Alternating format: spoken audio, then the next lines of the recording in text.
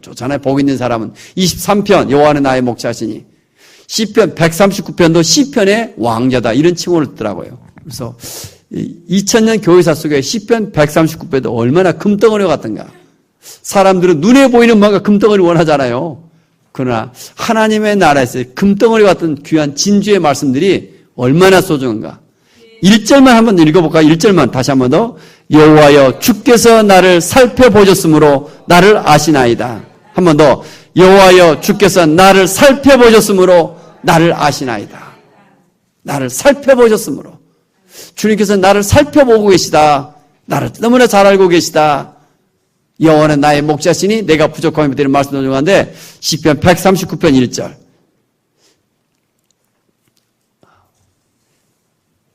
하나님의 은혜의 역사를 경험하다. 계속 2000년 교회 역사 속에 어떻게 주님을 만날까? 또 많은 사람들이 우리 인생을 살다가 방황 속에 있습니다. 방황. 원치 않은 고난과 아픔을 당하며. 그래서 인생의 방황은 누구를 만나면 끝이 납니까? 예수를 만나면 끝이 납니다. 교회의 방황은 어느 교회를 만나면 끝이 나요? 살아있는 교회를 만나면 끝이 나요. 너무 좋은 것 같더라고요. 그 인생에 많은 방황이에요. 그 방황 속에서 어떻게 하나님을 만날까? 어떻게 예수님을 만날까?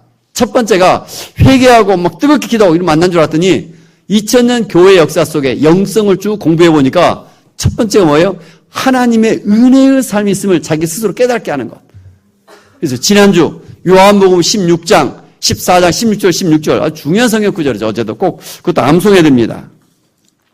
요한복음 14장 16절 18절 제가 한번 같이 한번 읽어드리겠습니다. 내가 아버지께 구하겠으니 그가 또 다른 보혜사를 너희에게 주사 영원토록 너희와 함께 있게 하리니 그는 진리의 영이라. 세상은 능히 그를 받지 못하느니 이는 그를 보지도 못하고 알지도 못함이라. 그러나 너희는 그를 아나니 그는 너희와 함께 거하시며 또 너희 속에 계시겠습니다. 내가 너희를 고아와 같이 버려두지 아니하고 너희에게로 오리라. 또 다른 보혜사를 너희에게 주사 너희와 함께 영원토록 거한다. 세상은 그를 알지도 받지도 못하지만 너희는 안다. 또 너희 속에 거하신다. 너희를 고아와 같이 버려두지 아니한다. 나의 이 지금까지 일생을 살아오는 과정 속에 어떤 사건들이 계속 일어나요. 그런 사건 속에서 어떤 사건 속에서 내가 예수를 진실로 믿었고 의지했다면 하나님의 임재를 경험했던 정말 기쁨의 순간이 있을 거예요. 그러나 내 인생이 내 마음대로 되지 않냐고 내 인생이 틀어졌는데 하나님의 함께 하심을 느끼지도 못했는데 그때의 내 감정이 어땠을까? 오늘의 핵심 사항은 제가 주보에 진하게 해놨죠. 당시에는 인식하지 못했지만 오늘 비로소 내 삶의 모든 사건 속에 하나님이 개입하셨음을 깨닫는다. 그렇죠? 지난주 핵심이 뭐였습니까? 나의 인생의 모든 사건 속에 의미가 없는 것은 하나도 없다. 인생의 어떤 깊은 하나 속에 의미가 있는데 하나님이 함께 계셨고 나의 불순종 속에서 하나님 먹이셨고 이제 너는 내 것이라 인정해 주셨는데 오늘도 다시 하나님의 은혜 역사를 깊이 묵상해 볼 때 오늘 아침에 곰국을 끓여주더라고요. 그게 생각나더라고요. 나의 지난 날을 삶아보니까 곰국을 끓이면 끓일수록 진해지는 것처럼 김치찌개도 그러더라고요. 한번 바로 먹을 때보다 몇 번 두고 또 끓이고 끓였다가 먹으면 정말 맛있는 김치찌개더라고요. 막 침이 넘어가잖아요. 아침밥 안 먹은 사람 계세요? 마찬가지야. 뭘? 나의 지금까지 인생을 어떤 일들이 일어났는가? 그 사건 속에서 말씀을 적용하며 묵상하기 시작할 때 하나님이 살아계시며 내 인생에 이렇게 간섭했다. 이것을 새롭게 깨달을 때 우리 인생이 다시 한번 또 달라지는 거죠. 신앙의 새로운 출발. 당시에는 인식하지 못했는데 오늘 내가 비로소 내 삶 속에서 하나님이 간섭하셨구나. 첫 번째 말씀. 세 가지의 사건을 최소한 각자 생각해냈으면 좋겠어요.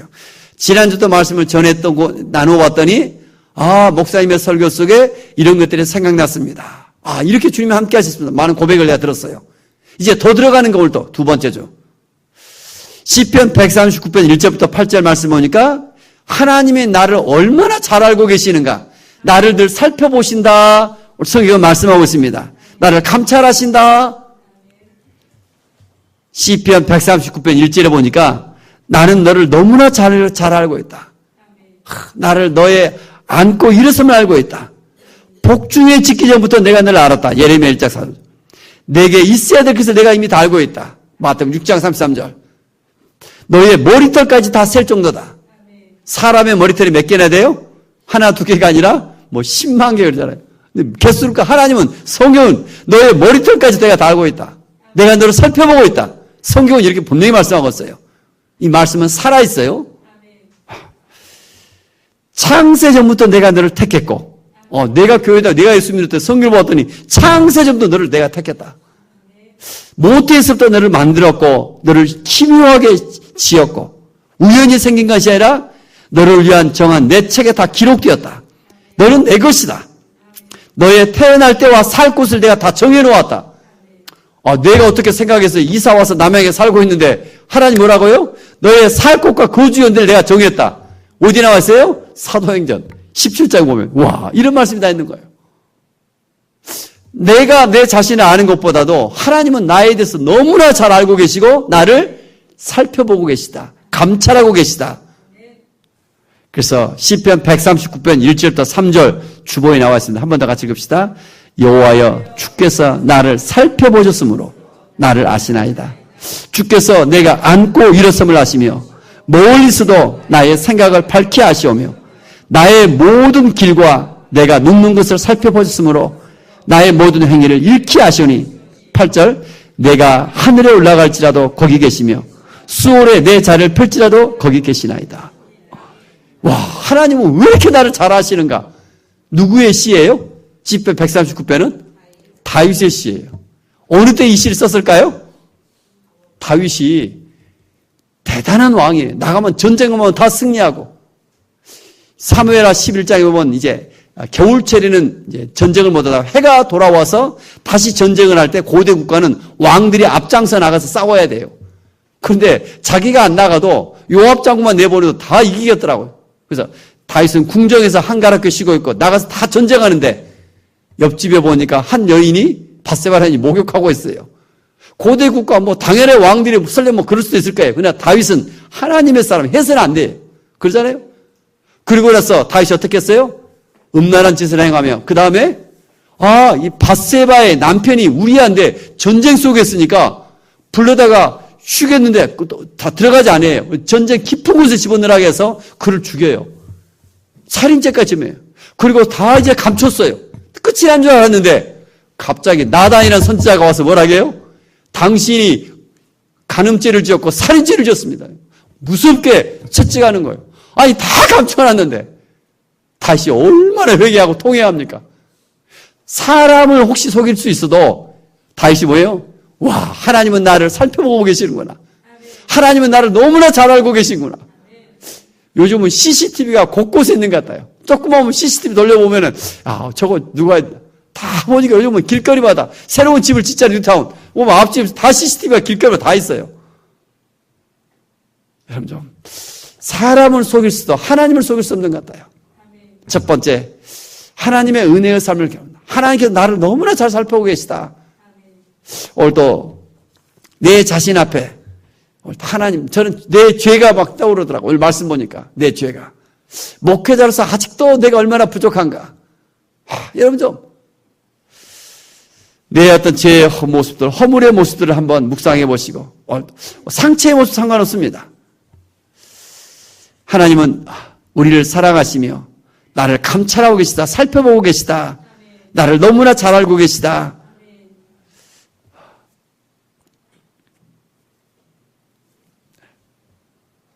하나님의 시선으로 하루하루를 살아가는 삶. 하나님이 나를 항상 살펴보신다. CCTV를 보고 있는 것처럼 내 중심을 보신다. 그래서 제가 좋아하는 성경 구절이 역대하 16장 9절인데 하나님은 온 땅을 두루 감찰하사 전심으로 나온 자에게 능력을 주신다. 너무 좋은 것 같아요. 저도 지금 말도 어눌하고 부족하지만 늘 중심으로 전심으로 나오는가. 그때 하나님은 능력을 베푸신다. 그래서 여러분 좀 첫 번째 하나님이 어떻게 나의 인생들을 개입하셨는가. 나의 인생의 어떤 사건 속에서 나를 너무나 잘 알고 계시고 나를 감찰하신 하나님.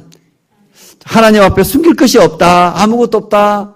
그 앞에서 나의 어떤 사건들을 좀 떠오르며 생각하며 그 속에서 하나님 어떻게 간섭하셨는가 좀 묵상해 볼 수 있기를 원합니다.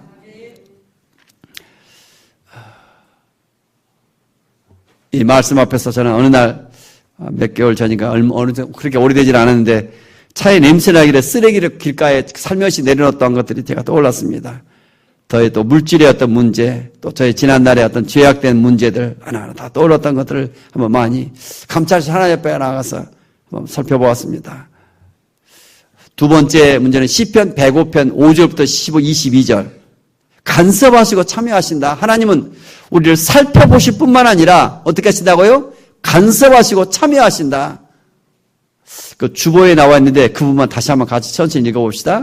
시편 105편 9절부터 이것은 아브람과 맺은 언약이고 이삭에게 하신 맹세이며 야곱에게 세우신 율례 곧 이스라엘에게 하신 영원한 언약이라.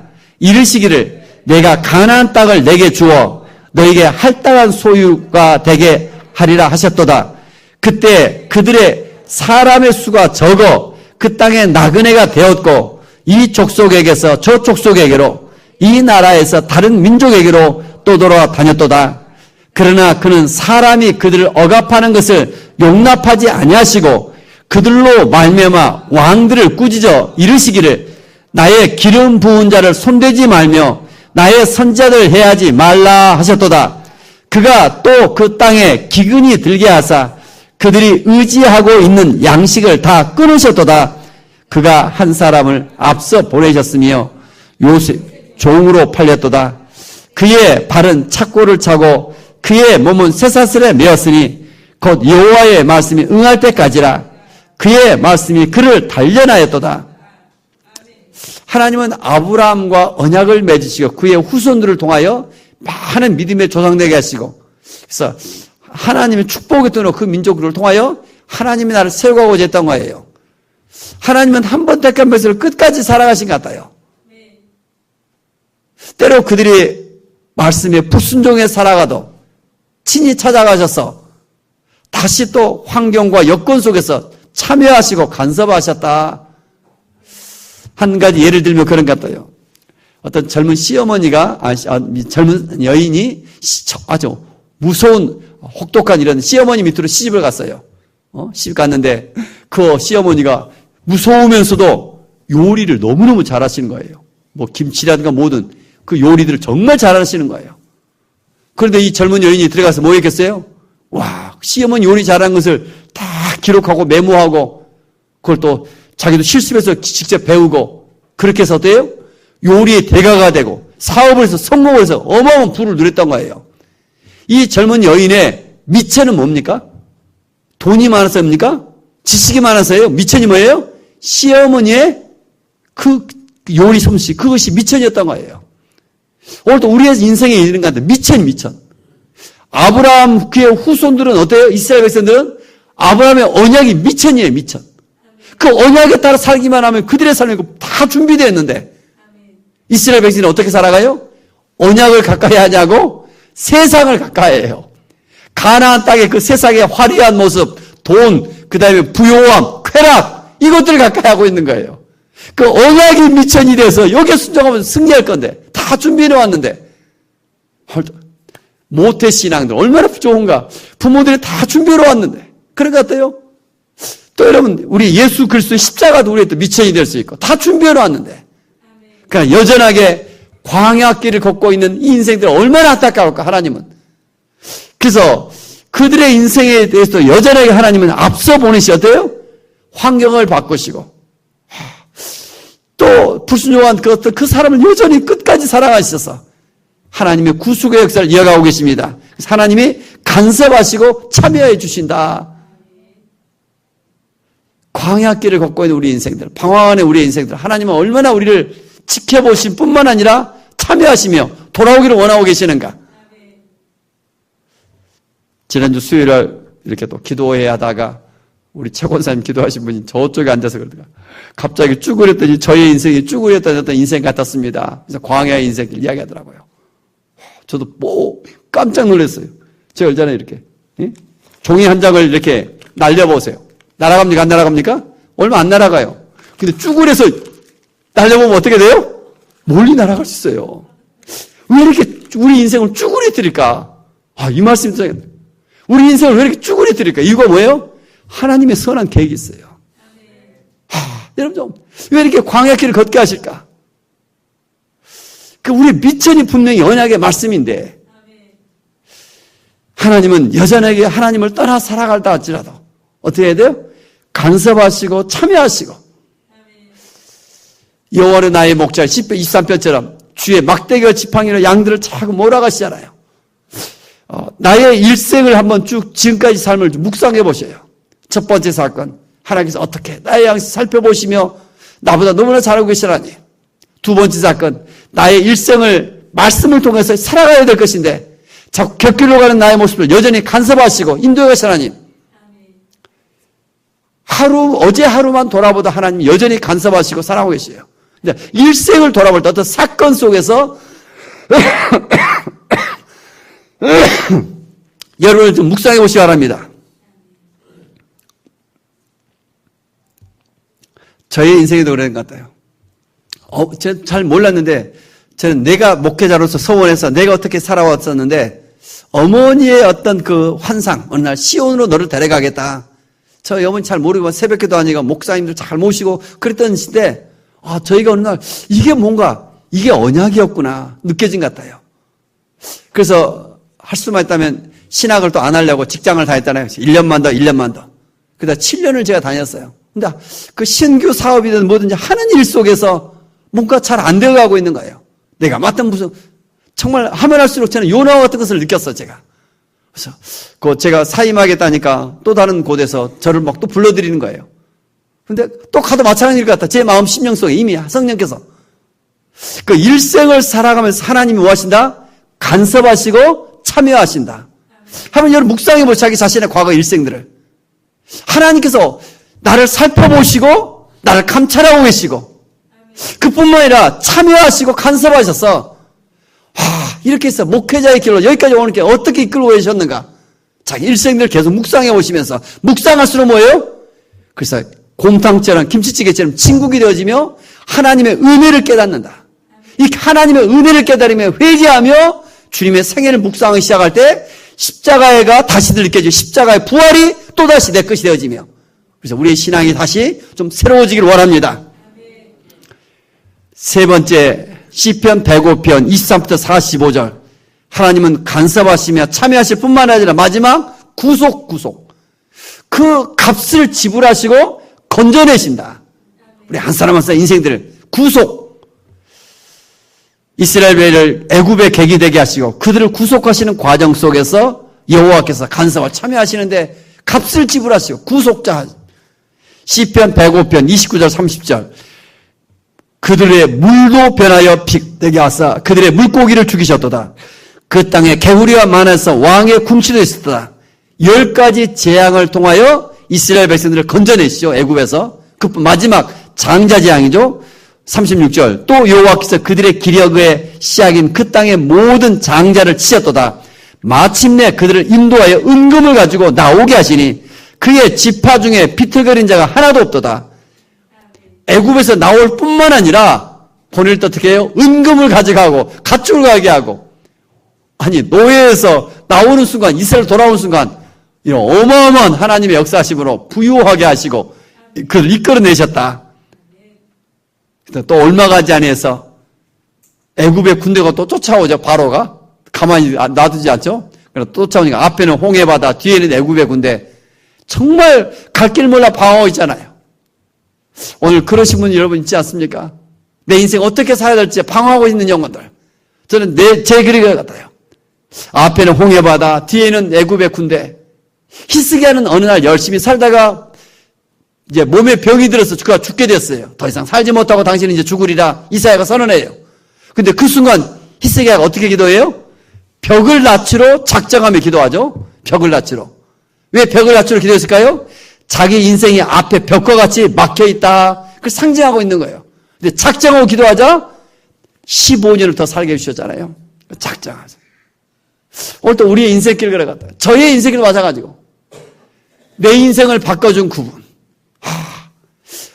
어떻게 살아가야 될지 몰라요. 망망대해 같은 그 삶 속에서. 특히 우리 젊은이들, 또 예수 믿지 않는 사람들. 인생이면 뭔가 돈이면 다행인 것 같고, 어떤 가치관이, 어떤 세상적 가치관 속에 살아가요. 그 끊임없이 목마른 방황이 있어요. 그러나 우리 인생의 초점은 뭐예요? 어둠에서 한 줄기 빛을 보는 것처럼. 그 빛. 어둠 속에서 한 줄기 빛. 돈보다도 중요한 한 분, 그분 예수 그리스도를 만나는 얼마나 소중한 것인가. 하나님께서 오늘 말씀을 준비하면서 계속 그러신 것 같아요. 이렇게 방황하는 영혼들을 축복하라. 저는 여러분, 나의 인생을 어떻게 살아가야 될지 방황하고 있는 영혼들이 있습니까? 하나님께서 여러분의 삶을 저는 인도하고 계실 줄 믿습니다. 이끌어 갈 줄 믿습니다. 마침내 그들을 인도하여 하나님께서 여러분을 통해 더 크게 쓰시기를 원하십니다. 당시에는 인식하지 못했는데 오늘 비로소 내 삶의 모든 사건 속에 하나님의 개입하심을 느낀다. 내 인생을 다시 한번 계속 말씀을 들으면서도 묵상하시면서도 많은 사건 속에 당시에는 내가 알지 못했는데 다시 기도하다가 오늘 말씀을 듣다가 어떤 사건 속이 하나님의 간섭하셨구나. 하나님이 개입하셨구나. 새로운 이런 알아차림, 좀 이런 의식 깨어난 이런 일들이 좀 일어나길 소망합니다. 오늘 또 주님이 원하신 게 무엇일까? 나라고 뭔가 큰 것이 아니라 영성에 있었던 가장 기본적인 신앙이 시편 132편 2절 우리 사랑의 빛 주보 첫 번째 기도 제목이죠. 같이 한번 해보세요. 내 영혼이 젖된 아이와 같이 주만 바라봅니다. 우리 유아실에 있는 어린아이들이 있어요. 어린아이들. 부모가 뭘 바래요? 존재하는 것 자체가 기쁨이에요. 그저 존재하는 것 자체가.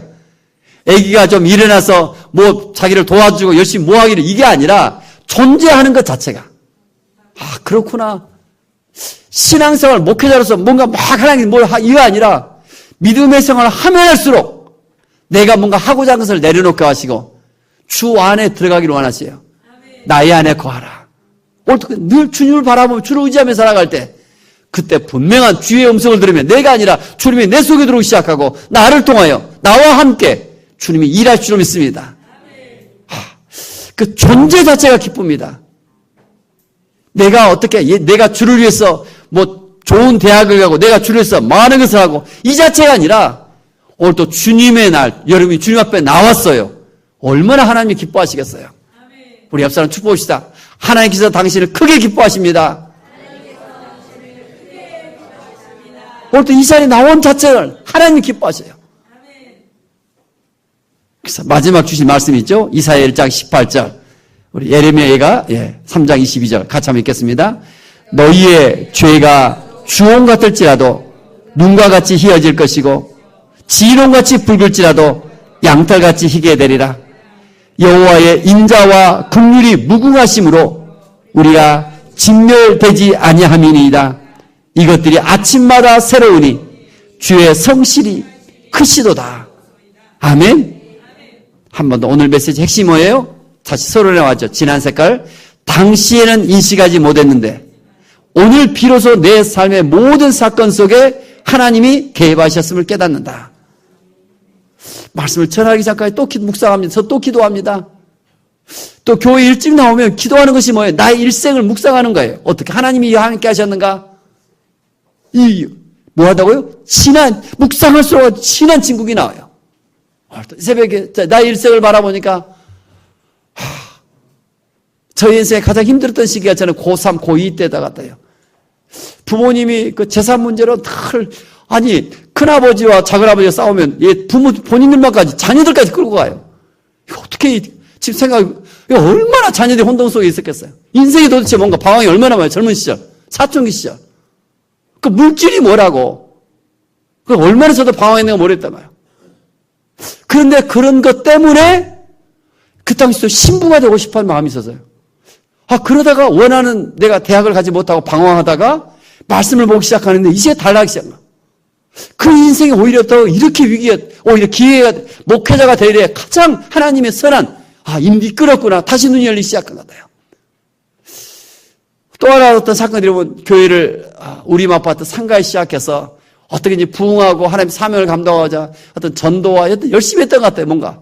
그래서 산타마리아 하나로마트 앞에 거기서도 가서 예배를 드리기도 시작하고 또 여기 있고 안산성전 한대여 가서 또 여기 10시 반 예배, 12시 가서 예배 드리기도 하고 그래서 노숙자들 한 50명씩 매주 섬기기도 하고 하여튼 열심히 뭔가 했던 것 같아요. 근데 이런 과정 속에 모든 거 보면 제가 기도에 응답을 받고 열심히 기도해서 해온 줄 아십니까? 전혀 그렇지 않았어요. 뭔가 주를 위해서 열심히 했는데 정말 지금 돌아보니까 뭐예요 다? 하나님의 은혜예요. 하나님께서 정말 은혜를 베푸시기까지 온 것 같아요.